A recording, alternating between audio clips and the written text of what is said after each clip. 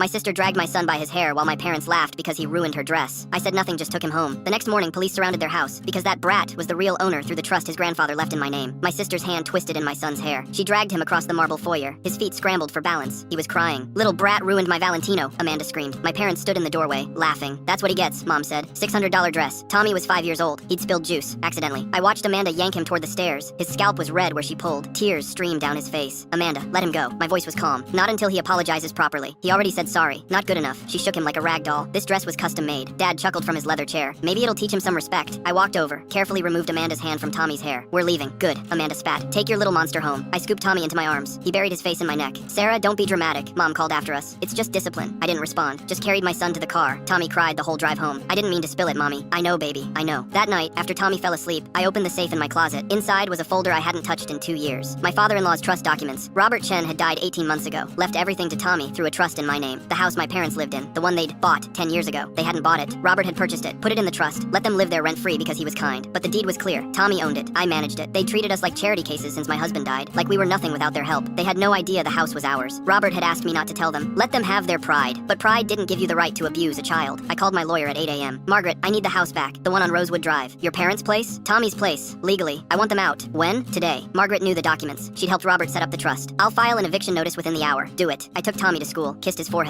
Everything's going to be okay. My phone rang at 11:47. Amanda, screaming. What the hell did you do? I don't know what you mean. The police are here. They're saying we have to leave. That's unfortunate. This is our house. Dad bought it. Actually, Robert Chen bought it. For Tommy. You've been living in my son's house for 10 years. Dead silence. That's impossible, Amanda whispered. The trust documents are public record. You have 72 hours to vacate. Sarah, you can't. I can, and I am. You should have thought about that before you dragged my child by his hair. Mom's voice came on, shrill. Sarah, be reasonable. This is our home. You laughed while he cried. He needed to learn. He's 5, and you thought it was funny. I hung up. 3 days later, I pulled up to the house, moving trucks in the driveway, my parents and Amanda hauling boxes. Neighbors lined their lawns. The same neighbors who'd come to their fancy parties, who'd heard them brag about their real estate investment. I got out. Amanda saw me first, her face blotchy from crying. Happy now? She spat. Not particularly. Mom rushed over. Sarah, please, can't we work this out? You had the chance when you watched your daughter assault my son. We didn't know that I'd protect him, that there would be consequences. Dad appeared, older, deflated. What do you want from us? Nothing. We're family. Family doesn't laugh while a child is being hurt. Amanda's phone rang. She answered. Her face went white. She looked at me. The country club. They're asking about our membership fees. They said our account is frozen. That's right, I said. The country club membership, the credit cards, the car leases, all paid from Tommy's trust fund. I looked at each of them. Robert set up automatic payments for everything. Your lifestyle, your status, all of it. Mom's legs buckled. Dad caught her. I canceled every payment this morning, I continued. The club, the spa, the golf course, the wine subscription, everything you've been bragging about for 10 years. Amanda stared. You can't. I just did. I turned toward my car as more neighbors gathered, and I made sure to tell the country club president exactly why. She's very interested in how you treated Robert's grandson. The Martinez family was recording on their phone. The Johnsons stood on their porch, watching. Mrs. Chen from next door shook her head. Full story on the channel linked below.